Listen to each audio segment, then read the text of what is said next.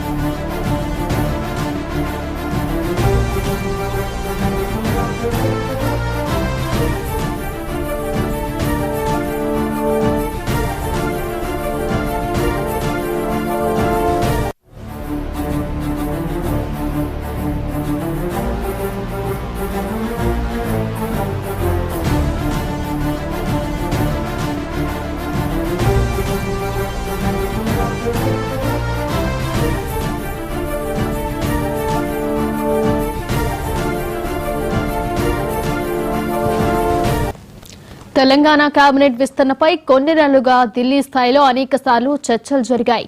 CM, deputy CM సహా అనేక మంది ముఖ్య నేతలు అభిప్రాయాలు తీసుకుంది కాంగ్రెస్ హైకమాండ్. కేబినెట్ లో చోటు ఆశించే వారి సంఖ్య భారీగా ఉండటంతో అనేక సామాజిక, ప్రాంతీయ సమీకరణలను పరిగణలోకి తీసుకుంది. తెలంగాణ కాంగ్రెస్ వ్యవహారాల ఇన్ఛార్జ్ మీనాక్షి నటరాజన్ క్షేత్రస్థాయిలో నేతల అభిప్రాయాలు తీసుకుని హైకమాండ్ కు ఈ మేరకు నివేదిక ఇచ్చినట్టు వార్తలు వినిపిస్తున్నాయి.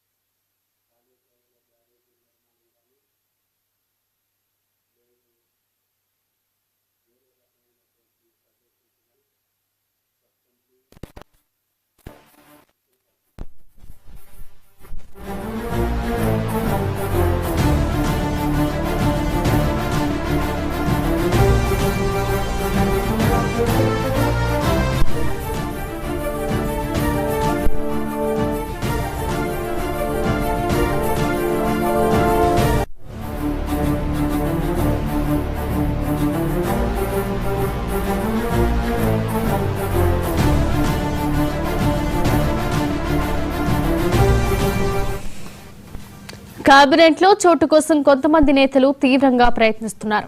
వివేక్ వెంకటస్వామి, కోమటిరెడ్డి రాజగోపాల్ రెడ్డి, ఏనుగు సుదర్శన్ రెడ్డి, వాకిటి శ్రీహరి, ప్రేమ్ సాగర్ రావు, మదన్ మోహన్ రావు, ఆది శ్రీనివాస్, విజయశాంతి రేసులో ఉన్నారు.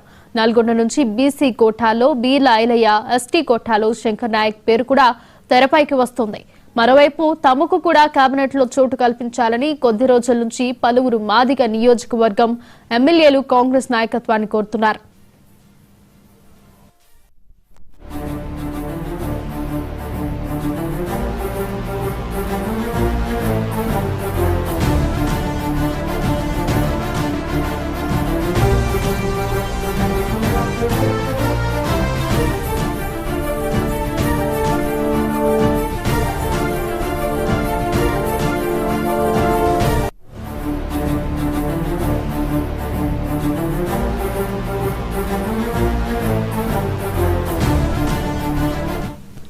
రంగారెడ్డి జిల్లాకు కేబినెట్ లో ఖచ్చితంగా ప్రాతినిధ్యం కల్పించాలని పలువురు కాంగ్రెస్ నేతలు డిమాండ్ చేస్తున్నారు. ఈ కోటాలో మల్రెడ్డి రంగారెడ్డి, రామ్మోహన్ రెడ్డి తీవ్రంగా ప్రయత్నాలు చేస్తున్నారు. ఎక్కువ మంది నేతలు కేబినెట్ రేసులో ఉండటంతో ఎలాంటి సమీకరణలు పరిగణలోకి తీసుకుని ఈసారి కేబినెట్ ఎవరికి చోటు దక్కుతుందనేది అనే అంశంపై ఆసక్తి నెలకొంది. అయితే మంత్రివర్గ విస్తరణ విషయంలో కాంగ్రెస్ నాయకత్వం వ్యూహాత్మకంగా వ్యవహరిస్తున్నట్లు తెలుస్తోంది. ఆశావాహుల అసంతృప్తి చెందకుండా మరో 3 స్థానాలు ఖాళీ ఉంచాలని నిర్ణయించినట్టు తెలుస్తోంది.